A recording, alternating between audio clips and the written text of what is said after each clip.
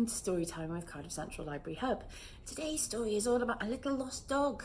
It's called Oliver and Patch. It's written by Claire Freedman, it's illustrated by Kate Hindley, and I'm reading it with the permission of Simon and Schuster publishers. So, shall we find out what happens to Oliver and Patch? Here we go. Ready? Oliver and Patch. Oliver had just moved to the big city.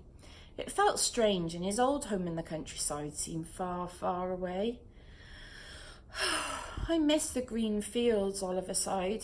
I miss the wide open spaces. Most of all, I really miss my friends. One morning, Oliver felt restless. Even though the rain was pouring down like silver needles, he wanted to be outside to explore. People hurried by, unseeing and unlooking.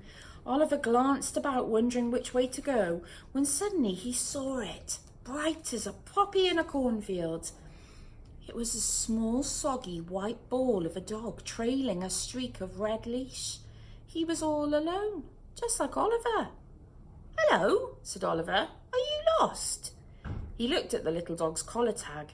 "Patch," it read. "Just Patch." Oliver looked around. No one was calling for their little lost dog. "What shall I do with you?" Oliver said to Patch. "I can't leave you on your own." And before he knew it, Oliver had the lead in his hand and Patch was trotting along beside him. Oliver and Patch had a wonderful day getting to know each other. For the first time since moving to the city, Oliver felt really happy. But as dusk fell, Patch became sad. He sat on Oliver's desk by the window and he gazed out longingly. Somewhere out there in the rain-hazy twinkle of the city nightlights was his real home. Oliver woke the next morning to scratchy, scuffling noises. "Oh, Patch," Oliver laughed, and they played all day long.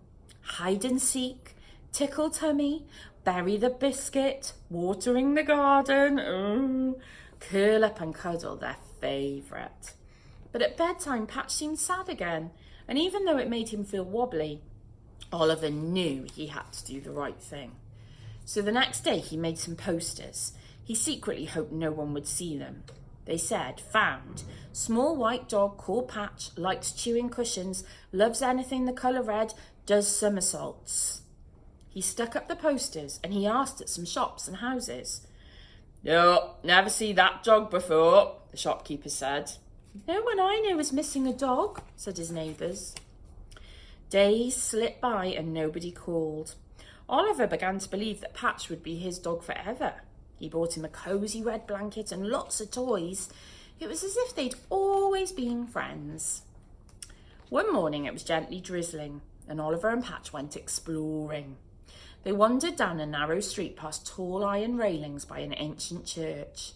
Suddenly Patch barked. "Woof! Woof! Woof! Woof! Woof! Woof!" He tugged hard on his lead and broke free. "Patch!" Oliver called. "Patch!" Breathless, Oliver reached a tiny park hidden away like a jewel. A girl was sitting on the swings, and she was sad and alone. Oliver looked at her red coat and her red boots, and he knew. The little girl was hugging Patch, hugging and hugging. Oliver tried to be brave, but his world had turned grey again. "Hi, I'm Ruby," the girl said, smiling at Oliver. "Have you been looking after Patch for me?" "It's been lovely," said Oliver, trying hard to smile back, "but I'm really going to miss him." Then he had a thought. "Ruby, do you think maybe you and Patch would like to visit me one day?" "We'd love to," said Ruby, "but why don't we go and do something together right now?" "Woof!" barked Patch. "Woof, woof, woof, woof, woof, woof, woof." Oliver and Ruby laughed. At that moment the sun burst out and the pavement shone as a million raindrops glistened like gold. The city looked beautiful, and Oliver realised that he hadn't lost a friend, he'd found another one. And that's the story of Oliver and Patch. Thanks for listening. We'll see you very soon. Bye.